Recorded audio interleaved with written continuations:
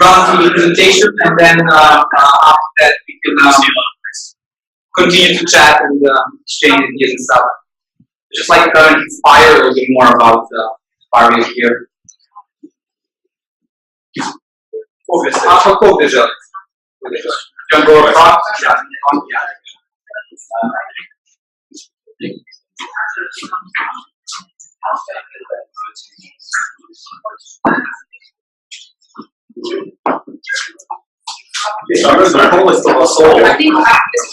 I think this was mine. More testing.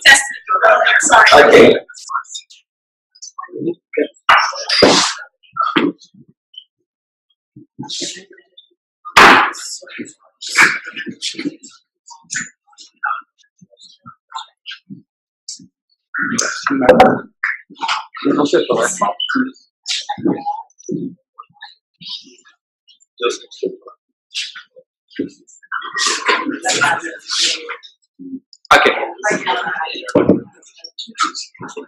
So as you guys are like picking up the plates and the glasses, let me just say hello. Dobro večer svima. How many of you know Serbian language? Yeah, kind of, yeah. Just to get a sense like who's in the room and stuff. And before I start, I'll introduce myself. My name is Nenad. I'm a co-founder of Ipak Belgrade. I came to Saturday together with my co-founder, Gajan Žlakić, also from Belgrade.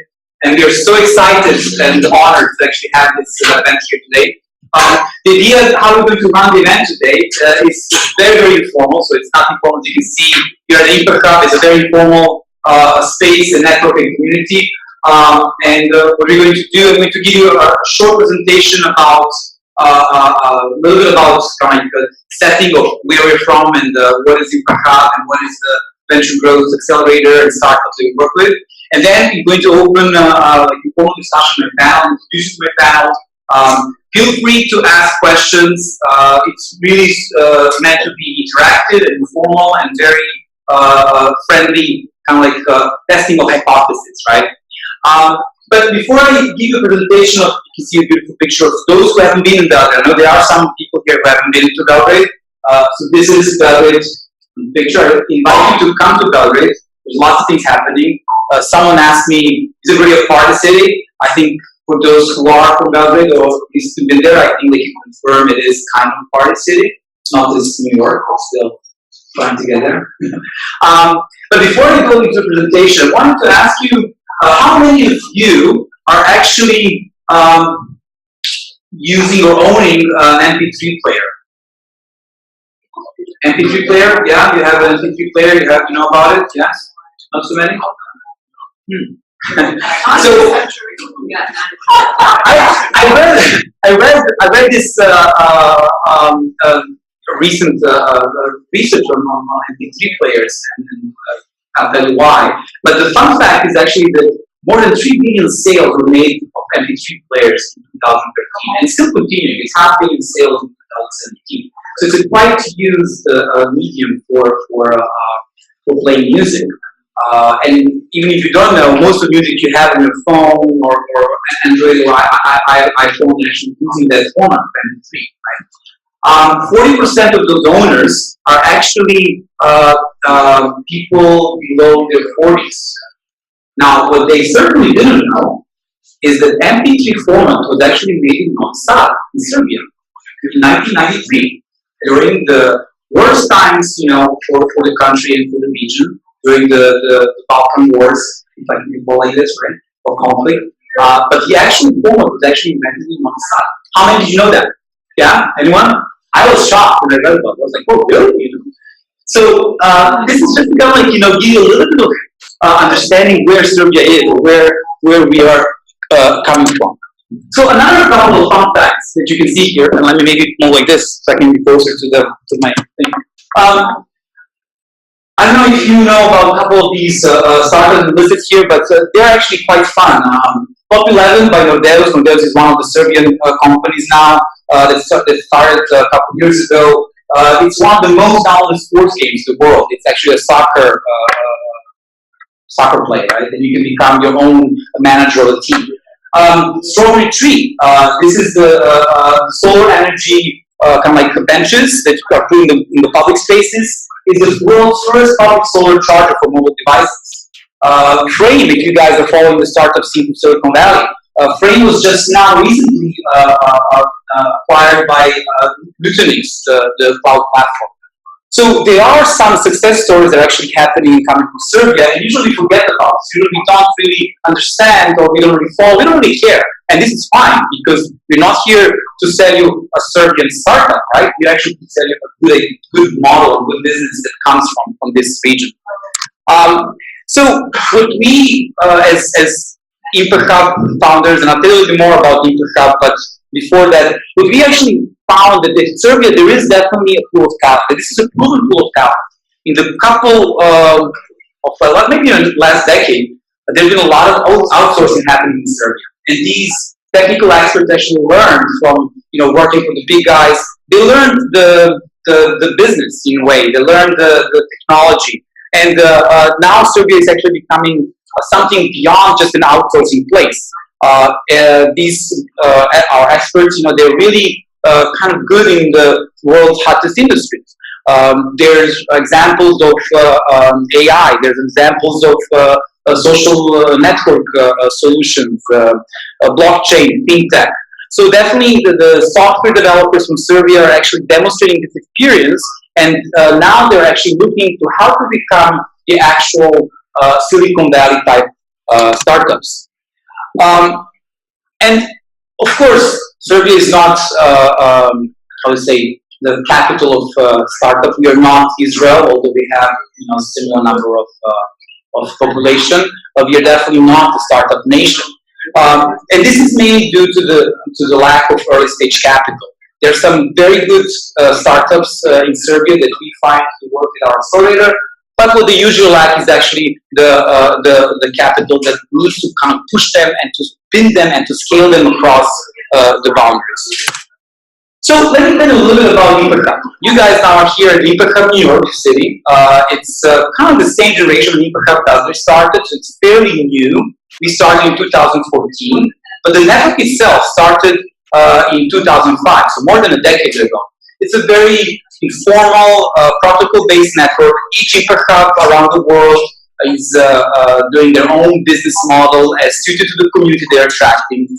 There are more than almost 100 locations of Impact Hubs. It's a city-based network, so in some countries you have more than one Impact Hub. Like in London, we have like 3 or 4 just in the city itself.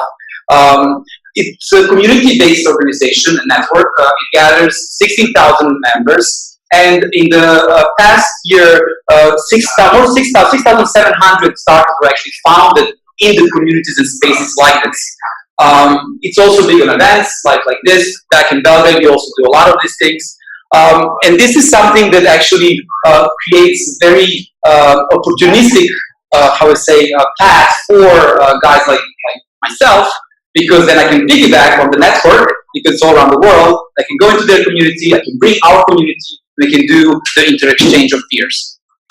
In Serbia in particular, our Impact Hub, as I mentioned, started in 2014.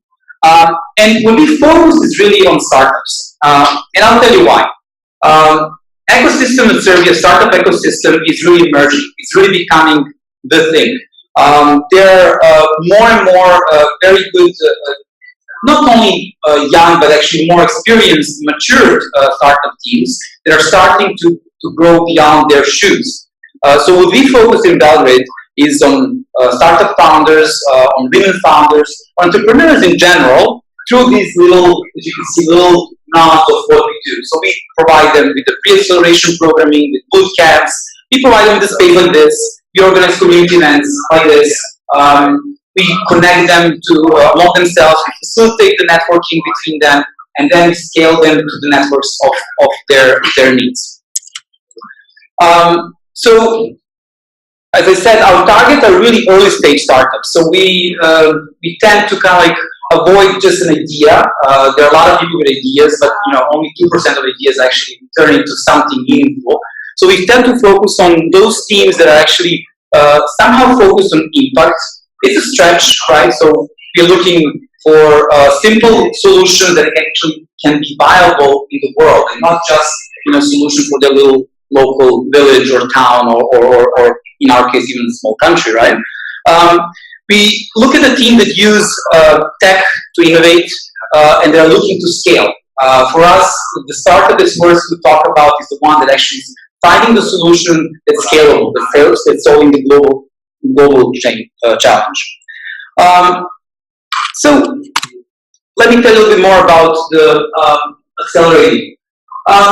We've been developed in the past year from experience in working with these teams, and we worked with more than 80, 90, almost 100 business teams. We developed a program that actually helps them to accelerate their business model, and we help them to find their customer, to understand who is their customer, what is their market, how to target the market. We have about marketing, about financial models, about different things that are needed for them to be able to be more investable. Because usually they realize they need funding, but then they don't have the actual metrics how to prove that the funding that they want is actually worth of having. So just this year, because of these kind of like developments, what we initiated in Serbia is the very first impact angel network. There are no impact angels in Serbia, and I don't know how many of you know what is an impact angel. Yeah, you know what is an impact angel? So in general, in Serbia, people don't know. They think, being an investor is investing only in real estate. In Serbia, being an investor, and we were looking at our effort to create, we have to explain, that when you invest, doesn't mean that your funding will actually, it's not guaranteed that you'll actually get back, right? I mean, you can put your money in the bank and then, maybe get 2%, and then maybe you can keep the main what you put in. Being an angel investor means that you don't have to invest enormous amounts of money. Our tickets in Serbia are, up to 50,000. So we looked at these people who are actually ready to, not only to understand what is to invest in the startup, but to actually understand the dynamics behind it. So with the network that we just founded, we use the network actually to expand the whole idea of what is needed for startups to grow. So we developed the accelerator. I just telling to someone that when we announced the opportunity for investment of 50,000 in a startup, we had more than 90 applications. But out of those 90 applications, half were garbage. We just had to toss it away because people think having investment is getting a grant. And we said, no, this is not about giving money, it's not a gift, it's not philanthropy, it's investment.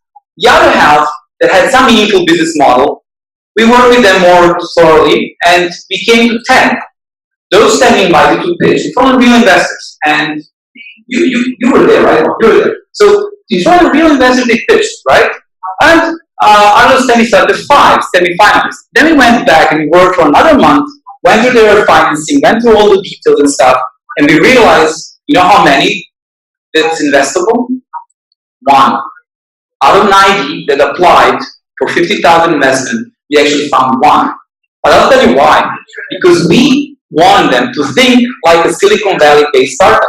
We wanted them to think like a true startup that tomorrow going to be for a real investor and pitch for $500,000 or $1 million and become and prove that actually they have the business model and they have the MVP, they have the actual metrics that are worth of investing.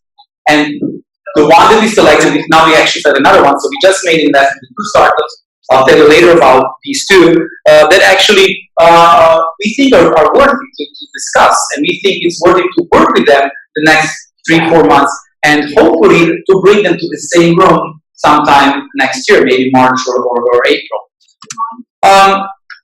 So this is basically how our model works. I'm not going to bore you with it, and we can discuss later. The point here is that actually we are building a bridge to connect the startups from Serbia, to teach them what are the metrics that the US investor will want to have from a startup, no matter where is it from, in order to make an early stage investment and to bring it to the next level. And this is the model how we do it. We offer them some angel money, we work with them, we provide them with market validation, we bring them to become investment ready. Our impact angel has an international reach. We just, as I said, we founded this year, but not by ourselves. We did not invent it. There are many impact angel networks throughout the world. the only fact that there's none in Serbia. So we said, well, let's create one in Serbia, but let's look invent one. So we used the model from Impact Hub in Milan, in Italy, because we are good friends and we also colleagues. They have 5 years of experience on the network, and we invested in more than 70 startups. Our idea is to bring the whole concept of model throughout the rest of the network. As I said, there are more than 90 Impact Hubs. So let's say, maybe 20 or 30 Impact Hubs that can benefit and piggyback on this model of bridging the support to startups. So that's a little bit about where is Serbia from. I want to play you a short video because just how they say, at least in Serbia, they say that one picture is 1,000 words. So I guess one movie minute is I don't know how many pictures, but there's probably like a math to that. So I'm gonna play that, and then.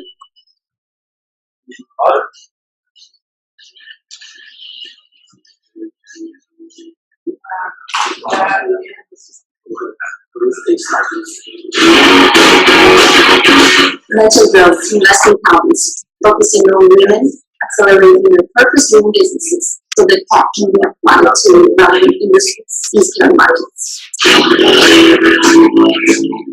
I will drive this group to be the next best in debating accidental with my passion, determination, and business intelligence. The most talented engineers and scientists in Serbia lack first money and support to build billion-dollar companies. That's the biggest opportunity.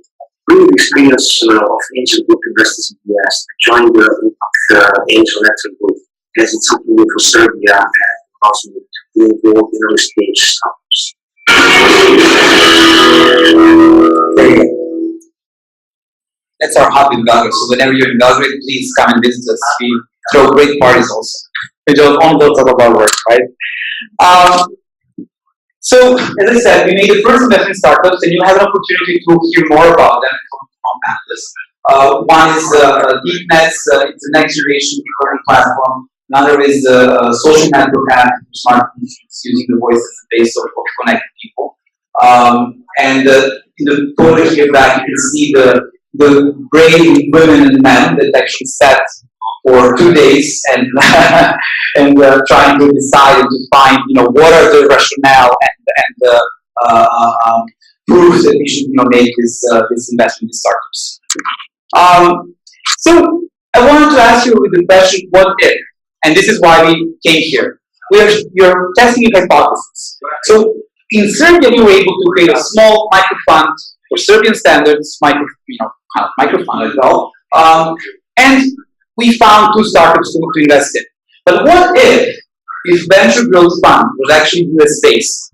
And what if we had the actual opportunity for making the bridge and helping the startups to be more investment ready and do the real US valuation?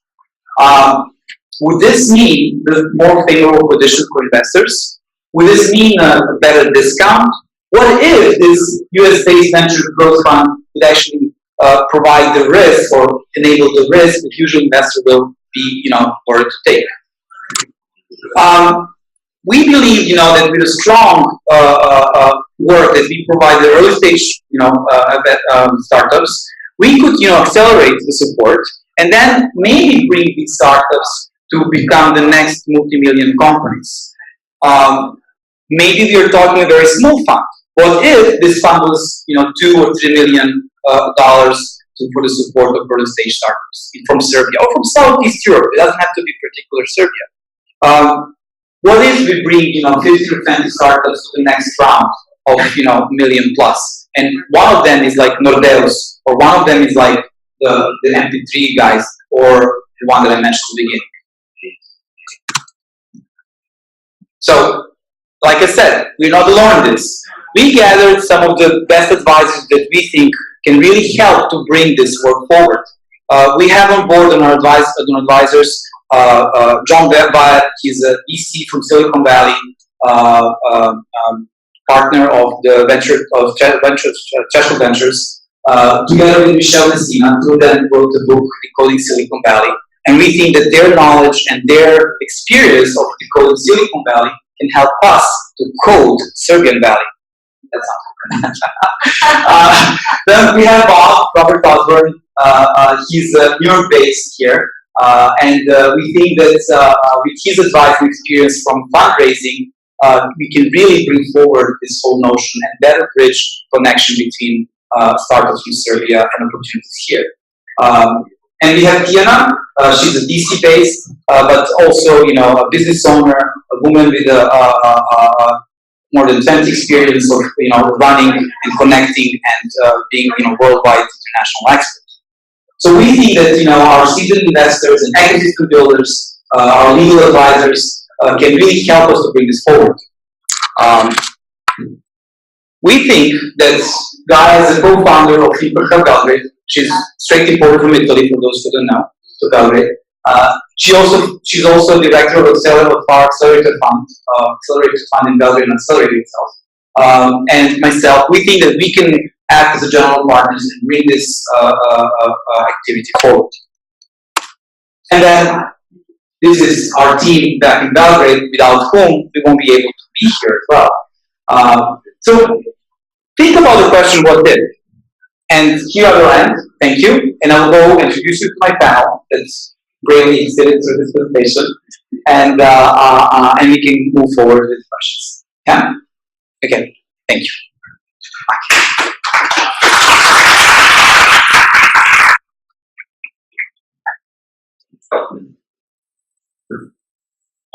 From left to right, without any first or last, I would like to introduce you to my panel today. We have here Richard Lavicic. He's a former executive director of American Chamber of Commerce in Serbia. He's a financial expert and professional living in New York. Next to him is Robert Osborne, like I mentioned, principal of the Osborne Group, which is a fundraising boutique firm. Diana Talatici, she's a co-founder of Belgrade and Venture Growth Accelerator. And Tijana Davic, Vice President of Making Sense International and Poland. So the idea of our panel here is really to give you a little bit of idea of where Serbia was at the time, where we are at the present, and where we are headed. Not Serbia as geopolitical, economical piece of European continent, but rather as opportunity for the ecosystem that's emerging and that is growing. So the first thing that we would like to actually tackle is to understand better the talent that Serbia has. And I mentioned to you that there are, obviously, a couple of stories that are emerging from Serbia, and they're visible to the rest of the world. So I would like to start with you, Richard, as if you can tell us from your experience and from kind of living in US and back in Serbia and on that road many times, what are some of the greatest assets that actually Serbia can bring? Can I use the mic? I can use the mic. Thank you for the introduction. Good evening to you all. First and foremost, I would say people. People are absolutely incredible, and something throughout numerous engagements that I had over there.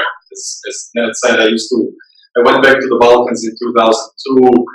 It was a very exciting period, beginning of transition. The international sanctions were lifted after the chaos of the 90s. There was a new hope. And with that hope came a lot of foreign direct investment. Privatization started. And many people started getting jobs for those big multinational companies. So I would say that is one of the important pieces, because young people got the opportunity to learn about Western standards, about Western work ethics, about the expectations, what it means to adhere to the standards, to the deadlines, to pretty much promises that your employers and clients are expecting. And then there was the tremendous emergence of, I would say, high-tech sector, which was one of the fastest developing, because a number of people unfortunately left the country, or fortunate from a different perspective, and using their networks that they acquired by living overseas or abroad, they were able actually to bring some of the projects back to Serbia. Because I would say Serbian diaspora, regardless, I guess many of you are belong to it, we might be critical of the country, we might have certain, I don't know, reservations, but we all have very deep attachment to the country and desire to do that. And, or to bridge something. And that is also something that was always my aspiration. And when I went there to help establish the American Chamber of Commerce, that was that was the key idea, to be the bridge between the United States and Serbia. So, one, talent, Western-oriented people who are hungry, literally hungry. They have this burning desire to succeed, to be exposed to new experiences, to achieve to give the maximum potential and contribution. As the high-tech sector has developed, many of them developed, technical skills. Serbia has great, I would say, faculties, especially technical faculties, and that's why many of the people are in high demand by the Western companies. I remember when I was running the American Chamber of Commerce, Microsoft actually established their development center in Serbia simply because they recognized their talent. And back in days, they were working on, I believe, Office, important segments of Microsoft Office. And there were a few development centers. There was one in Ireland, and the second one was in Belgrade, and that was a precedent because there was by the way, one Serbian guy that used to work for Microsoft, who made all the money in the world, and he said, I want to go back to Serbia. And Microsoft said, hey, listen, we don't want to lose that kind of person, so we'll help you establish your team in Belgrade if that is what you want. I remember I went there once. I was a frequent visitor to the U.S. Embassy in Belgrade. Security procedures to get to the Microsoft office were probably more stringent than to get to the U.S. Embassy because they were working on super top secret proprietary platforms, etc. Second thing that happened in Serbia, which is important, is the emerging economy and the country that was moving from chaos. It was pretty much a country that destructed by civil war, etc., and international sanctions. Piracy was prevalent. And then, as the American Chamber of Commerce, something that we did, and that was extremely important, we pretty much helped, with our advocacy initiatives, we helped draft the legislation for protection of the intellectual property. And nowadays, I can say, I haven't been there, so maybe someone who's more up to date, but I don't think that they have regressed. The country was actually pretty good with regards to legislation that they have for protection of intellectual property, which I suppose, especially for ICT, is something that is extremely important. And then, what else can I think that you have done a very excellent overview, so it's difficult to add anything else. I would say, geographically speaking, you have direct flights. I mean, it takes only 8 hours. My cousin, this weekend, she came from LA, she was traveling close to 7 hours, and it took me 7 hours and 53 minutes to fly from New York to Belgrade. And, tickets are fairly inexpensive. We have a couple of flights every week, so that is also something that is definitely worth considering for making your investments in Serbia, Serbian company, and Serbian talents. And I would say that through a number of some other engagements, for example, I can see Dace, which is here, and we were working for USAID on some cooperated quite intensively, and that gave me the opportunity to travel all around the country. Belgrade is the capital. One of the big problems in Serbia is centralization, and because most institutions, political, economic center, etc., it all gravitates toward Belgrade. But something that was absolutely an eye-opening experience for me. There were situations where we went to southern Serbia, we went to the city of Niš, and we went to Kragujevac, we went to Novi Sad, and there were some initiatives to present startups and companies and talents, and it was mind-blowing. And I was like feeling like, is this Serbia? This is the Serbia that I want to see. That new progressive Serbia that wants to go forward, absolutely exists. Huge problem is because of the extreme underdevelopment of capital markets. Venture capital is, I would say, it's in its incipient stages, and I truly applaud all of you for making tremendous effort to establish VC community in Serbia and to put Serbian startups and on the roadmap to attract some attention.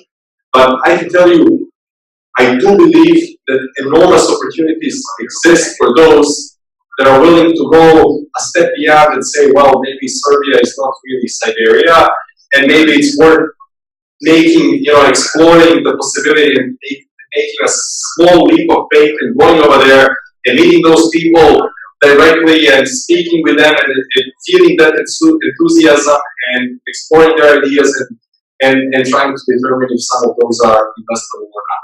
There's a lot more that I could say, but I don't want to monopolize the entire evening. Perhaps the other panelists can contribute, and then later I think it would be best if we open to the conversation. Yeah. Thank you. So just to understand, you got, obviously, in Africa we work with a lot of startups, different startups, and we see talent. So if you could just also reflect a little bit on the current state of the ecosystem and how is that actually reflecting what Patricia was saying before.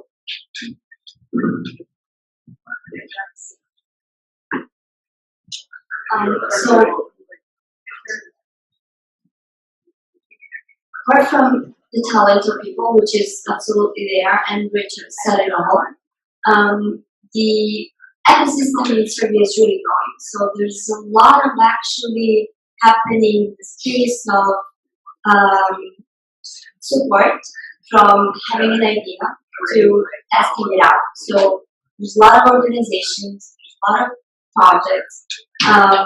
The government now is actually very open to entrepreneurship, and they're really trying to sort of support it because they want to, of course, have more employed people. So entrepreneurs are self-employed and they solve the employment sort of gap.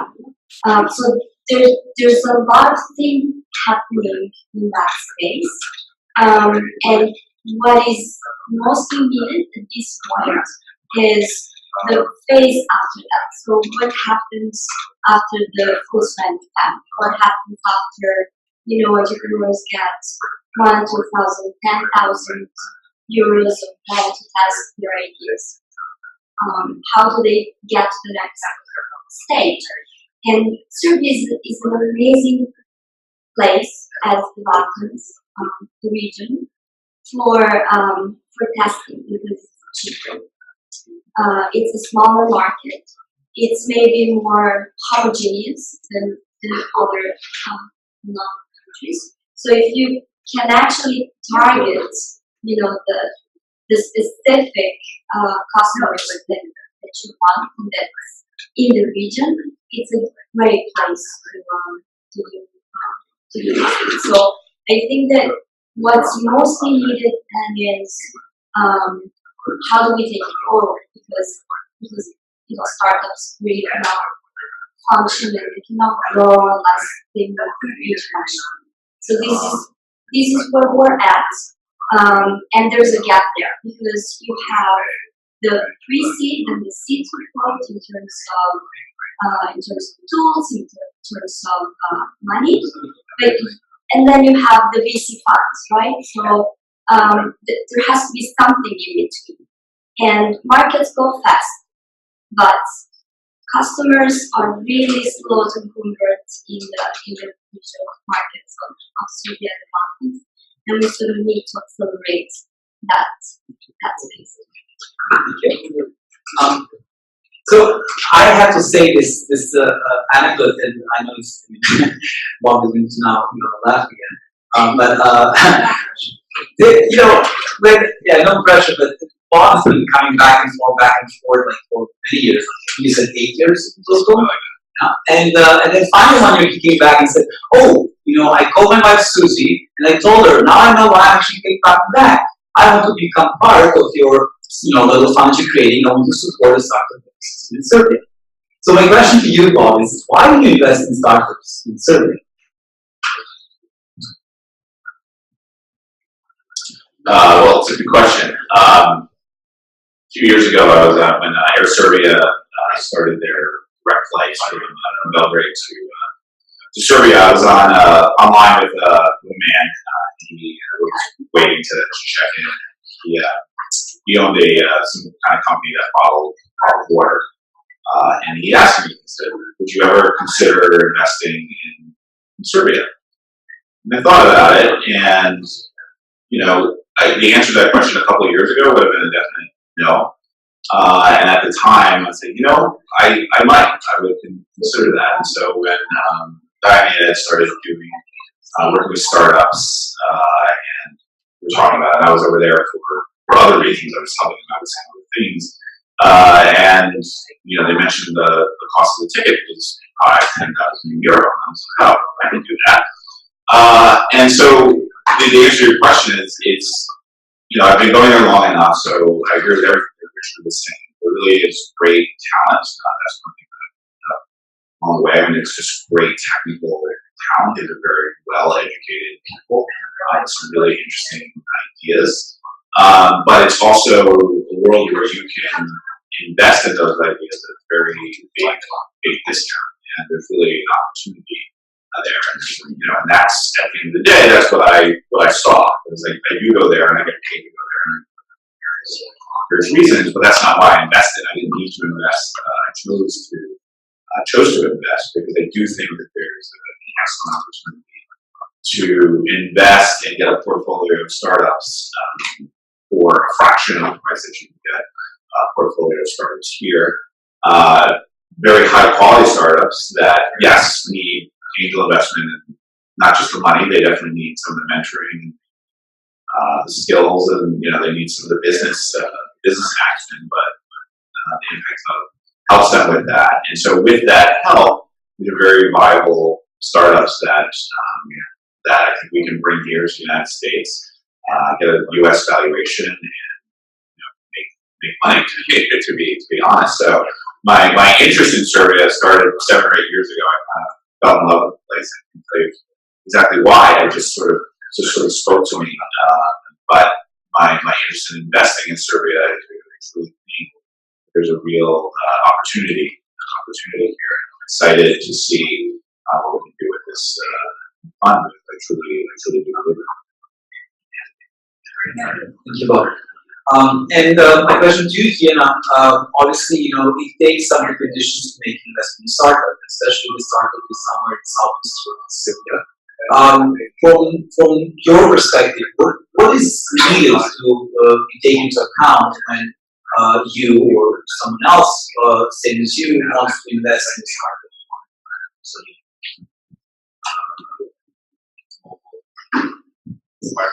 So I think it's a very interesting question, especially for American investors. Obviously, those of us who are part of the Serbian diaspora have this perhaps more sentimental view and desire to support Serbian startups, but on the other hand, I think we're in it to make money. I own a business here, profit is the bottom line, but there's also this desire to support the ecosystem and Serbian startups. However, I'm also a lawyer by training, and as such, I'm very risk averse, and I think there need to be some legal preconditions and making sure that the investment is viable, the investment is as safe as it can be, that the risk is reduced or minimized to the greatest extent possible. I'm not going to go into details on all the hoops we had to go through to set up a fund in Serbia. Serbia right now, for example, its legal system does not have a mechanism such as a convertible promissory note, which is the usual mechanism here in the States to convert investment into equity. So we had to go develop a roundabout way to do it in Serbia for the fund. So there are initial investments that are given to companies as a loan and converted into equity at a certain point in time. I think that would be an obstacle that would not be a problem. It wouldn't be possible in the States. We're set up a fund, and I think we're very seriously in the process of actually looking at how to set it up here. to make it easier for American investors, American citizens to invest rather than transfer money to Serbia, because that's a huge problematic. Get into that. But you know, as someone who yes wants to make profit for investment, I also am someone who is a big proponent of this concept of conscious capitalism. Maybe some of you are familiar with that. It's John Mackey's in the founder of Whole Foods his thing is become their public in the States. You know, for me, it's a bottom line. It's a way to make profit. Investing in viable startups that can be scaled up, so it's not charity for any means. I'm not in the business of giving charity or grants to certain startups. I think that there needs to be an understanding there from the point of view of those promising entrepreneurs who really do want to commit their time, their money, their own resources, family, friends, other ways. There needs to be an understanding what it takes to actually run a business. There are great ideas there, and most of them have been working, through the outsourcing, mechanism. But I think what we want to do, we want to support those talented programmers, engineers, and others to not only, be hired and paid sort of hourly, rate or whatever as part of the outsourcing mechanism, but also actually start their own businesses. Learn how to run a business, to develop these business development, skills through mentoring and coaching and training that someone and then Raya and other mentors can provide to them, so that they can actually then grow their own business, become viable startups, and viable investors, and sell their business for money, which is obviously the goal. Thank you.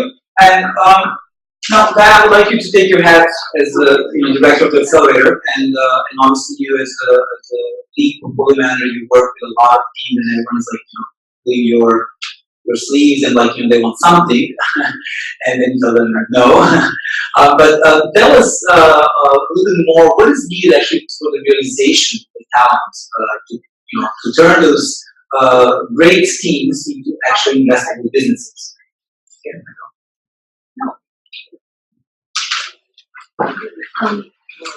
So I think we've been talking about this, all of us, as we go along. But to get in a little bit more details, one of the challenges that we have with teams in Serbia is exactly the business development together with the technical activities. So we are actually matching the two at Hub, because we can definitely leverage on the outsource economy.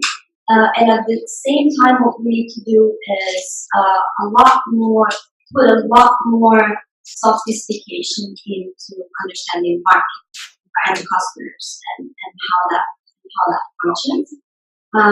And of course, into presenting the value proposition and making good cases. Now, and we see that again, Bob, you've been with us for a long time, and again, 4 years ago, one of the first things that you said the startups were missing was actually communication skills. I think this time with the last pitching that we did in September, actually October, right? So everybody was very happy with the jumping quality of the startup. So it's something that can absolutely be learned. And when you have clearly in front of you who we want to do and we want to sell to and why and what that means, and that's definitely something that can come across so much better. And to help us through that journey with the startups, we definitely have international mentors. We have advisors who sort of bring the validation from Silicon Valley, because when we bring startups to the United States, besides having mechanisms and legal frameworks in place, such as the proposal that can be transferred to here, we want to make sure that people recognize not only the language, but the model, the quality, and the markets that we're addressing. So we want the Silicon Valley sort of quality there, together with legal frameworks and paired with the capital that is needed to enter the US market. So this is a path, and it takes time, and it takes at least 6 months. That's what we found out. And it takes founders who have both the business development mentality and competence, as well as the technical expertise. Thank you. And Richard, you have a first-hand experience actually in one of these kind of understanding what's needed and how to bring the startup to the next round of investment. So I was wondering if you can share your case study story on the startup actually still is a member of it. So please. That was a couple of years ago. Actually, I was never part of the startup community. It was something totally new. I was always involved in different kinds of business ventures. But a friend of mine came to me and said, "Hey, listen, we have this startup. The company was called Teleskin, and it was a group of doctors and software developers that decided to develop this mobile app for early detection of melanoma and other skin cancers. And actually, it was pretty unique in a sense that no one has ever succeeded to develop a technology so that you can do screening. In other words, on a mass scale, that you can screen your entire population. And they applied for a program in Accelerator that was a couple of years before the existence of the Impact Hub in Denmark, and they got in. But the thing is, they had some differences with regards to business model. Doctors wanted to go down the path of medicine. My friend realized that it requires too much money to get FDA approvals to run clinical studies, etc. They wanted to go down the path of cosmetical business. So there was divergence, and he said, "Listen, we are splitting. They don't have a CEO, and going over there, sending just doctors and software developers. They're nice people, but to go to Denmark is kind of pointless. We were interested to go in a role of an interim CEO." So we went to Copenhagen together. We spent a couple of months. It was a great program. It was called the Accelerates. Fantastic mentors, and they really helped us. And for me, that was a new experience. I was learning along with other people. And it was a pretty prominent group. There were about 12, 13 startups over there. As I said, we were all, I would say, a little bit rough around the edges. Definitely not a group that would meet criteria for VC investors. And, we were at that stage far from investing. 3 months later, we won the competition. Number one, we were awarded, we received a check from the Crown Prince of Denmark for $250,000 as a grant. But more important than that, we were funded by Capnova. It's a VC firm in Denmark, so we raised close to 2 million euros. So it is just one of the examples how one small company that started as an idea from Belgrade could be highly commercially viable, and what you said is highly profitable. It's just one idea. But something else, actually, now that I was listening to the story, just popped into my mind, because a couple of weeks ago I was in Belgrade, and I'll just make a small digression. There is a friend of mine, they started a company called I, and they developed these glasses that are helping you to bridge time differences when you're jet lagged, or if you want to beef up your energy, when you have lunch in the middle of the day and then you have energy low. So you put those glasses, and it was based on some research that by using this blue light from the peripheral vision, it helps you actually to increase your energy level. And I thought this is some gimmick, it doesn't really make sense, but I tried it, and it seemed to work. So they gave me one sample, and when I was in Chicago, I said, let's play around. There was a friend of mine, and I said, because I love to do photography and stuff. And I said, okay, I want to help them, because they wanted to see their glasses from different locations. Worldwide, in here in Chicago, this school that's go next to that sphere in Millennium Park. And my friend put them on. I was taking the pictures.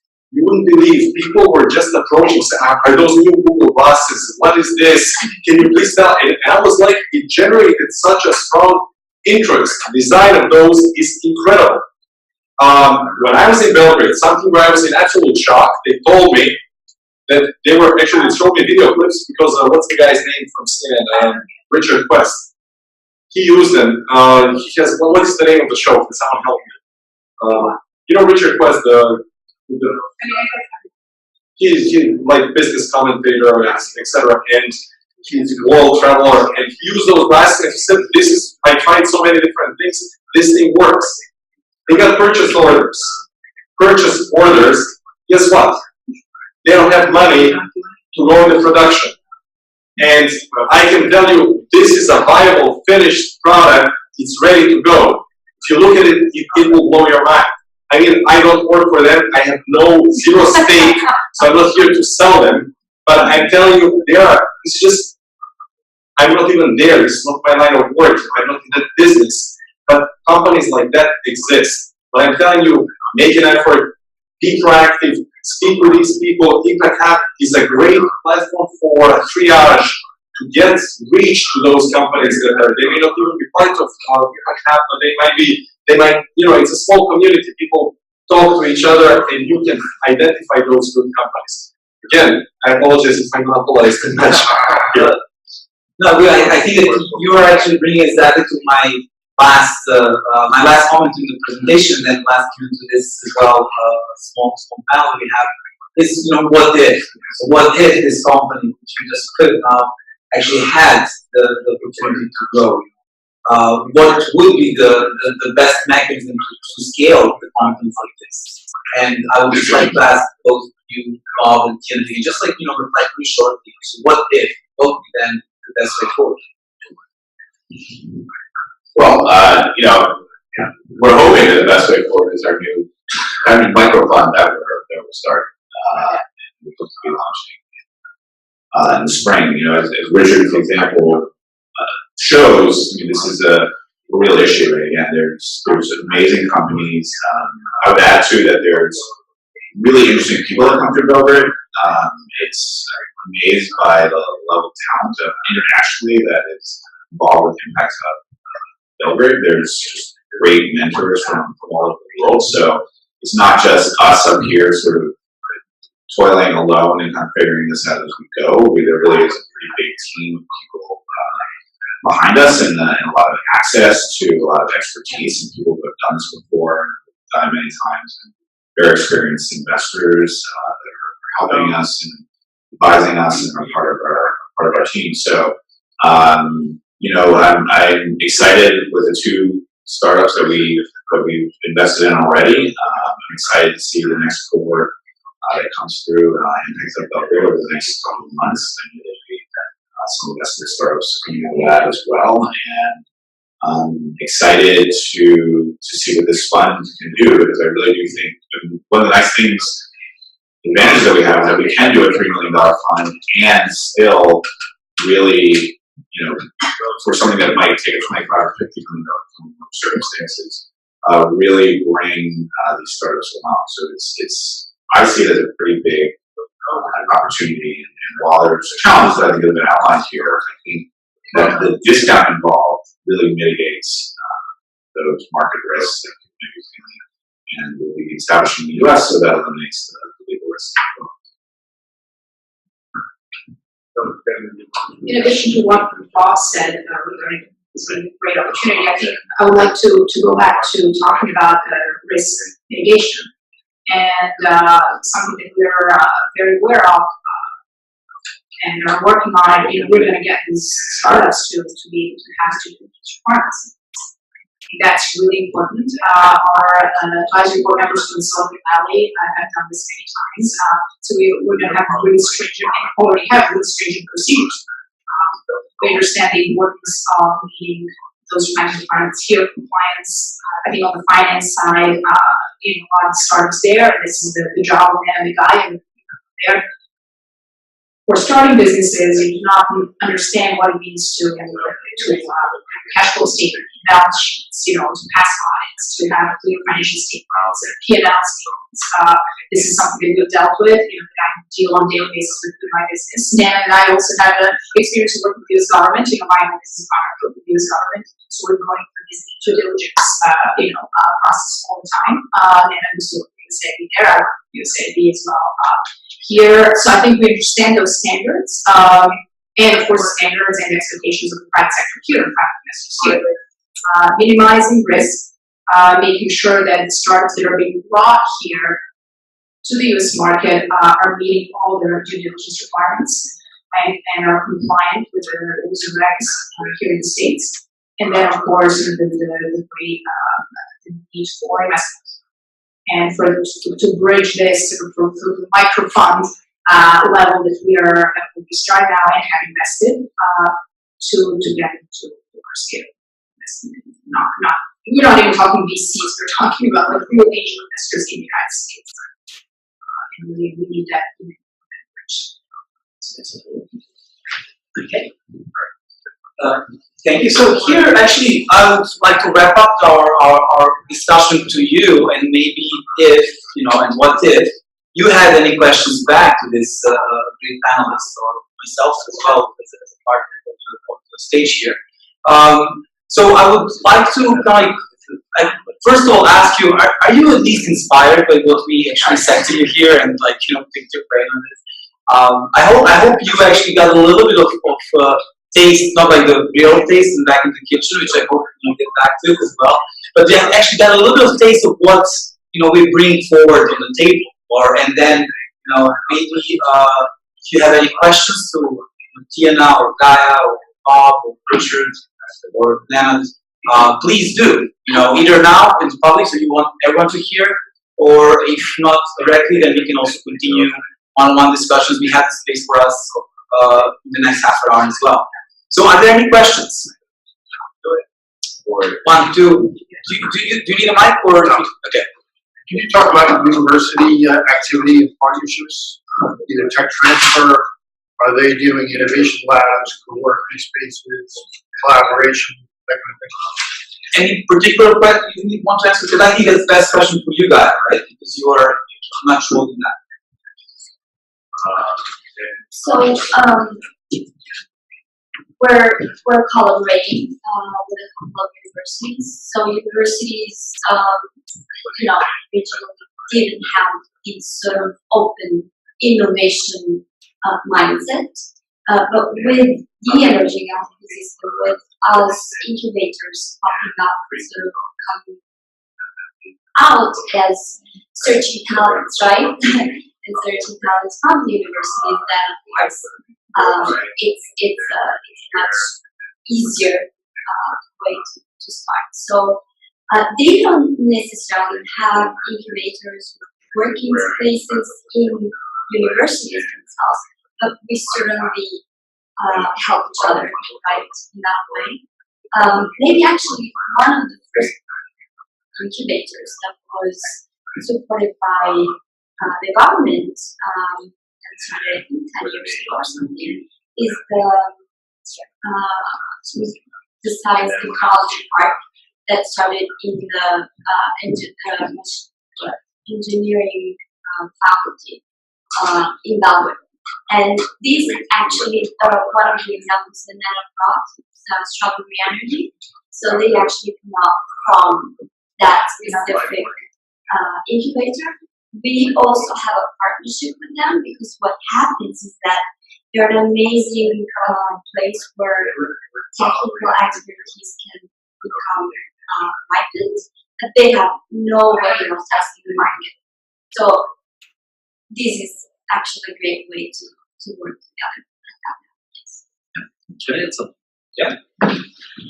And I also know, for example, the faculty of technical engineering, is that translation? They actually have so-called innovation center, And this innovation center is actually registered as a company, like limited liability corporation, which is 100% owned by the university. And the idea was to stimulate innovation, but what they do is actually pretty much like a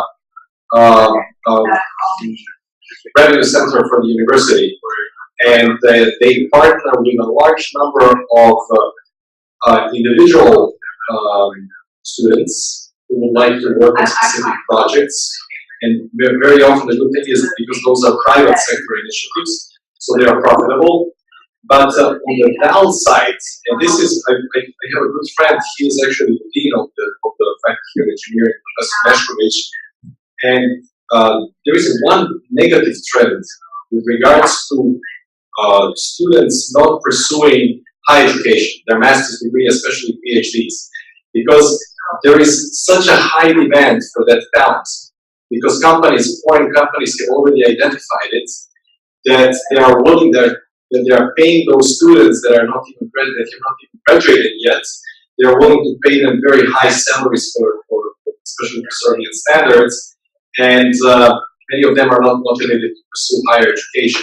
So that is one of the challenges, how to retain those people, because it's pity not to allow that talent to maximize its intellectual capacity and pursue higher degrees of education.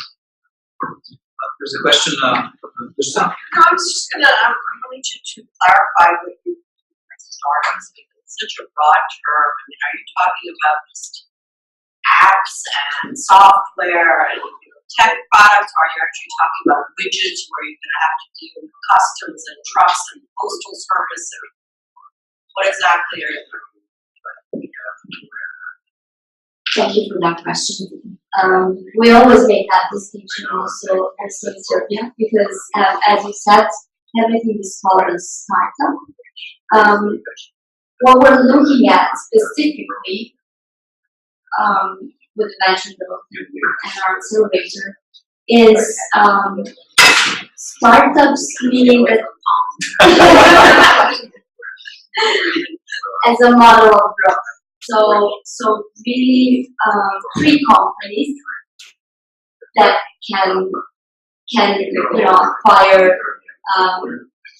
big markets very fast and can go very big. So that doesn't necessarily exclude hardware, but at this point in time in Serbia, in a situation of an emerging ecosystem, the hardware side of it is put a little bit on hold. So it is still software. Doesn't have to be only tech development, but it's certainly tech that is used for some purposes. So we're not looking at hard products. Yeah. So when you're trying to sell something or you're trying to attract an investor to Serbia, how do you ensure that the legal framework is there to actually ensure his and protect his investment? So it's a great question. So it's a twofold question, I would say, because there's definitely also the Serbian government involved because they're looking for investors to invest in Serbia as well. What we were actually addressing is a situation where we have piloted a mechanism that's in place everywhere in the West and where the startup world is developed, which is a communal mechanism. But at the same time, what we're saying is investors from the US do not need to invest in Serbia. We will have actually a US-based sort of mechanism. So all of the law, it's here, it's already in place. And that mechanism will then actually take the risk and invest in early stage startups in Serbia to minimize the costs and then maximize the returns. My understanding was that they were Yeah, so we're looking at setting up the fund here as an LLC incorporated in Delaware to circumvent that. And of course, we know that each investor wants to invest money where they're going. So, that's the first step. So that's why we're now in the process of setting the fund.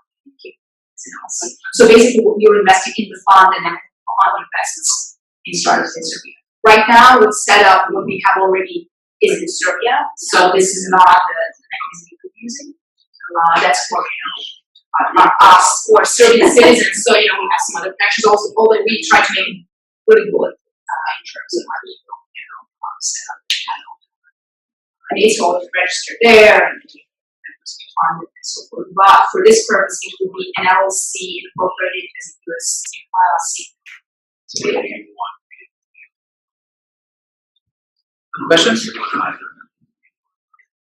Yes, yeah, please. So what's your deal flow right now? Are you seeing like 20 deals a month? Do you have a quarterly mechanism you're attracting, proposals from So we have an open pipeline. So I usually can do that time, and we have what we call boot camps.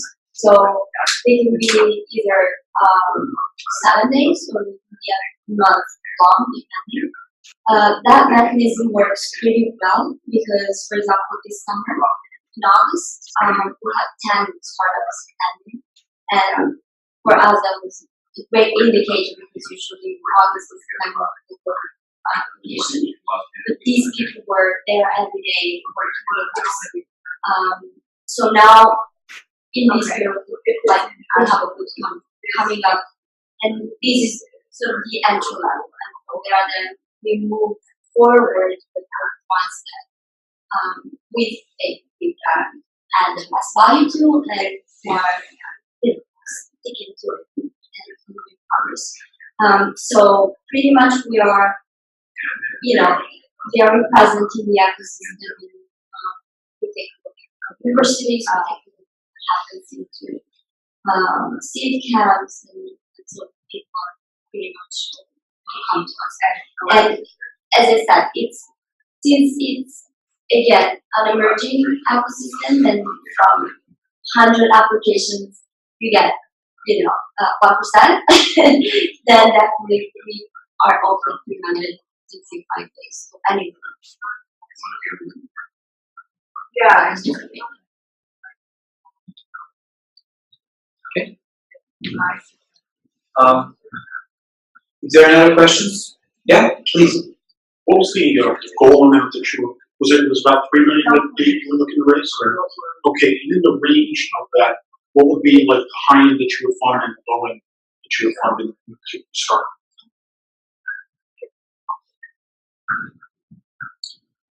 The short answer, we're still kind of figuring out the math, but I think we're probably looking at 50, 75, something, 100 in there. So we have to have enough that they can get to an investable stage, and we have to factor in the fact that they're in Serbia and we need them to come over here. So, we're still working out. I think we have a general sense of what this fund looks like, and we're going to work out all the math and figure that out. But I think that's what we're thinking about, sort of preliminary calculations that make sense. 50,000, 100,000 goes quite a long ways. Serbia do quite a bit with it. Now, will there be announcements when that's opened up to the public to be able to come in? Yes, absolutely. In the new year, think about. I think it was spring 2019. So we're thinking hopefully March or so. I think is what the hope is, and I think that's realistic. Thank you. Okay. Any more final questions? I thought it was Before, yes? Yeah. Go ahead. Also looking at social impact of these enterprises, or just the bottom line. What about the triple bottom line? Right? So we are looking at social impact. I really do think when we really stand behind this and we tested it, that when women are on board the startup and when they are in the situation of being able to make decisions, they embed, the impact into what decision they're making, because when technology, we're talking about, tech and technology, so a lot of time is how you employ it and how you use it. And so we need decision makers and leaders who are aware and who are conscious. And I think that, when women are there, then we have that. So we're not looking in terms of specifically social impact areas that are usually defined as such, like, I don't know, the disability space, for example, or have you, but we are looking in how technology can solve some of the pressing challenges in the world in terms of environment, in terms of, waste and things like that. But responsible leadership as well. So,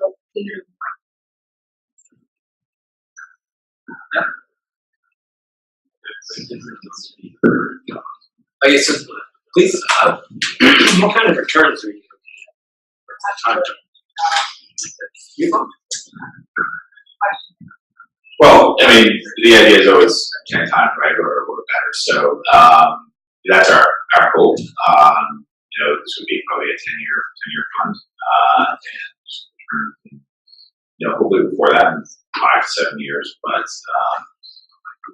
again, we still have to work out the details. But that's, as we work out the details, that would be our intent, to invest in enough startups, put enough money into them, that investment will get 10 times their investment. Just briefly, can you tell us the elevator pitch for the 2 companies that you've identified so far being worthy of, kind of being investments, just so we get a sense of what they're about? So, Nets is also a women-led action company, and what they're doing is they have developed platforms for job platforms for software developers. What is super interesting about them is the fact that one of the two co-founders is actually one of the 100 Java champions in the world. He was just recently here in New York, previously in San Francisco. Francesco's worked with them. So he's super renowned for what he's doing and very well addressed, and actually very big companies are actually asking to already be very early customers and buyers of their technology. So they're license based and they're going to, in 6 months, they actually have widespread for their market. So this is big nets. And actually, if you look at them, I think that the returns would be fairly sold than the 5 to 7 years that we talked about. So Whisper is a cloud-based dating app. Also women-led, and it already has 50,000 users at this stage at pre-launch. So we're looking at something that we need to scale pretty fast. just added, actually today she's pitching also, on Thursday she's pitching also the... That's right. And better teaching right? There we go. Okay. Yeah. Okay. Thank you guys so much. Yeah. I'm going to be fine. Just a little taste. There's some more taste left in the back, so please join us. We brought this on our back from Belgrade, right? So you guys have to have it. I'll just give it back home. Thank you so much for your attention. Thanks.